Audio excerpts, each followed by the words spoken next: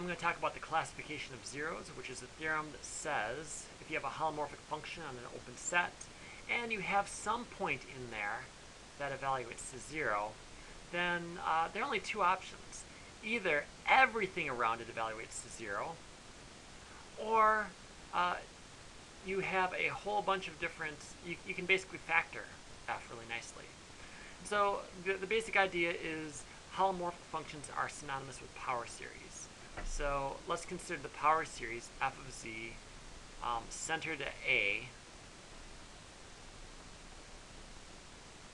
and let's just say it has a radius of convergence of, I don't know, r. And let's say that r is not equal to 0. Which is true because it's holomorphic everywhere, so it's not going to just converge at the point A. So let me run you through some different scenarios here. So the first case is f of z, let's call this A.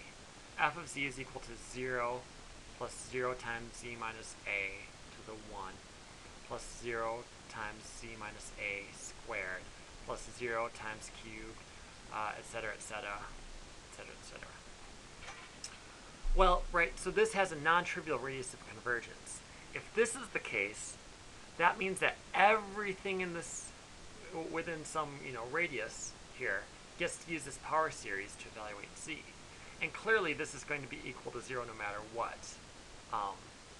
So this is equal to 0 when z minus a is less than r.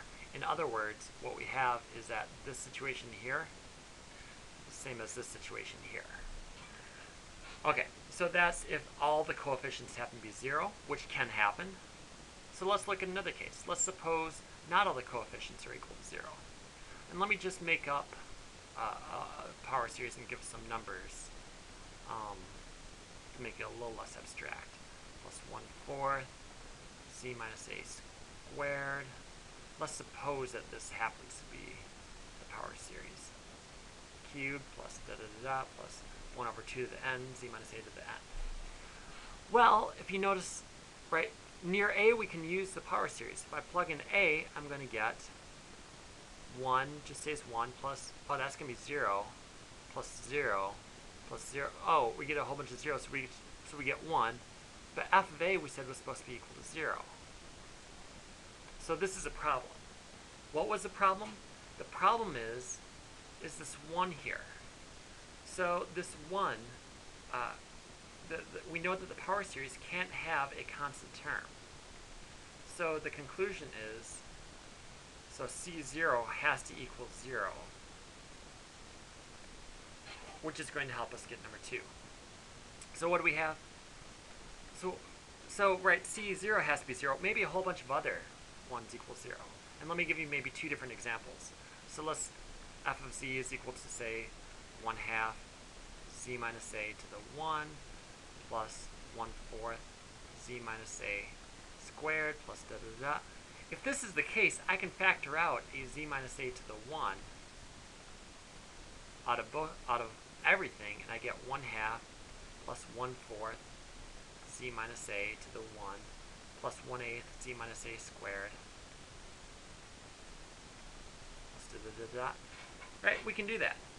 But notice that this has the exact form of 2. Right, 2 says you have to have z minus a to some power times g of z, where g of z is not equal to 0. Okay, well, I've got z minus a to the 1 equals, this thing is going to be my g of z. And notice when I plug in a, I'm going to get 1/2, or whatever the first thing is, the C1 term. And it's holomorphic because it's the power series. Okay, so let's just look at one other example. We can extend this just a little bit.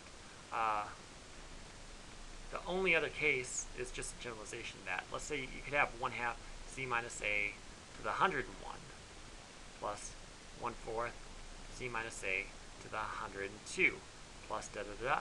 Well, if that's the case, I'm just going to factor out z minus a to the 101, and I'm still going to get 1/2 plus 1/4 z minus a to the 1, etc., etc. So here I just get a different power. And these are the only cases, because the holomorphic function is going to have a power series. It's got to be one of these. Thanks. Bye-bye.